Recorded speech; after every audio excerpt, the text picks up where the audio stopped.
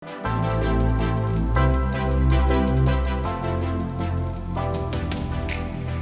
untuk reshuffle yang sebenarnya sudah kita tunggu-tunggu sebenarnya oleh seluruh masyarakat Indonesia, sebenarnya ada beberapa posisi yang menurut saya yang cukup krusial, yaitu pada posisi Menpolkam. Ya, kita lihat di situ kemarin Pak Budi Gunawan diberhentikan secara hormat, lalu digantikan oleh Bapak Jenderal Hor Djamari Ciniago, di mana beliau adalah seorang senior Angkatan 71 yang juga dulu merangkap sebagai Sekretaris Dewan Kehormatan Perwira ketika menyerang Pak Prabowo. Djamari Ciniago juga adalah mantan Kasum TNI, mantan Pangkostrat dan Wakasat, dan juga Pangdam 3 Siliwangi. Jadi secara profesi dan pengalaman di dunia militer khususnya, beliau sudah tidak diragukan lagi. Terus yang kedua menjadi sorotan kita juga adalah Menteri Keuangan tentunya.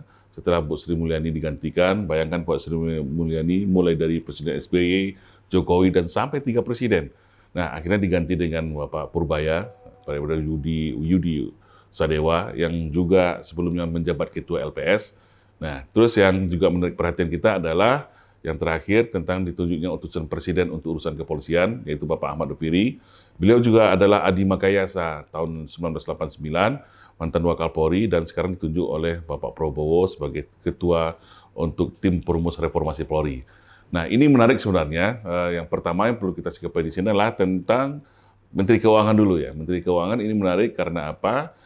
Berarti sudah memang terjadi pergeseran center of gravity atau epicentrum ekonomi dunia global itu memang lagi bergeser dari barat ke timur, dan kita lihat sendiri Pak Prabowo juga ikut di BRICS ya. Dan BRICS itu mungkin dengan kekuatan ekonominya. Nah, saya juga melihat semacam code of conduct ketika Pak Prabowo mengunjungi atau menghadiri hari ulang tahun Cina kemarin, ketika ada 4 tokoh besar dunia di BRICS itu seperti Pak Prabowo, Putin, Xi Jinping, dan Kim Jong-un berdiri, itu memberikan pesan yang luar biasa terhadap dunia. Nah, setelah itu beliau pulang, ya langsung diganti Pak Bu Menteri. Terlepas itu ada rusuh di Agustus, tapi intinya sinyal yang diberikan oleh Prabowo adalah memang ingin melakukan sebuah terobosan besar-besaran di hal keuangan, apalagi menteri yang ditunjuk beliau juga dengan gaya koboi. Ya. Adalah seorang memang yang ahli di bidang ekonom, yang di keuangan, dan terbukti di beberapa proses krisis yang menimpa negara kita dengan rumusan dengan formulasi yang beliau keluarkan dengan cara yang sederhana, walaupun sedikit agak cowboy, akhirnya juga bisa memberikan treatment yang baik sehingga perekonomian Indonesia saat itu tidak terlalu terpuruk.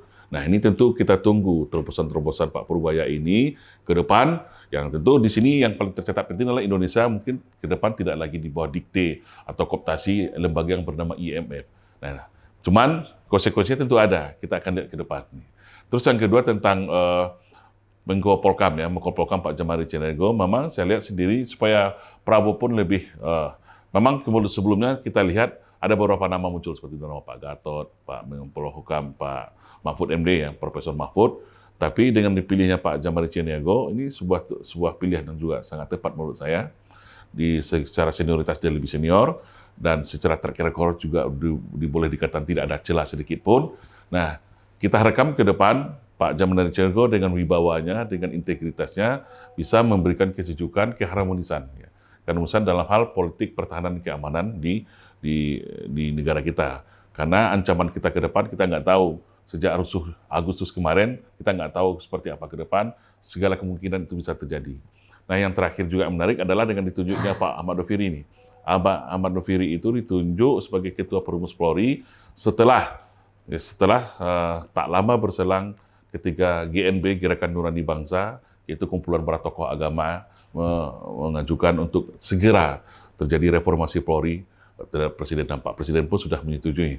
Cuma yang menariknya di sini adalah tanggal 22 September, ya, kalau itu kan tanggal 17 September, Polri juga membentuk tim perumus reformasi Polri sendiri. Ini ada apa? Ketika Presiden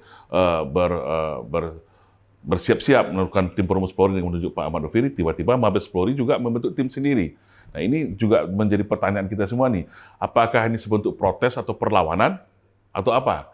Nah, ini kalau sempat ini terjadi, ya ini akan semakin memanaskan, menaikkan tensi politik bangsa dan negara kita ke depan.